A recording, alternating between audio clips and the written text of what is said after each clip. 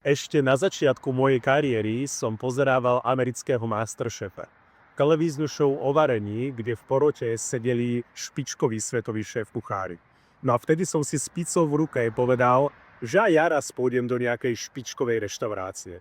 No a práve dnes sa mi to splnilo, pretože práve odchádzam z michelinskej reštaurácie, ktorá má až 2 michelinské hviezdy. No a bol to vynikajúci zážitok. Odporúčam to určite každému aspoň raz v živote zažiť, kľudne pri nejakej špeciálnej príležitosti, ako sú narodeniny alebo výročio. No a kým Michelin hodnotí a dáva hviezdičky len za to, čo je na tanieri, ja som si ako obchodník všímal aj všetko okolo toho. To znamená komunikácia so zákazníkom, servis, prístup, celkový pocit a mám k tomu množstvo nápadov a tipov, ktoré určite dám do nejakého ďalšieho videa.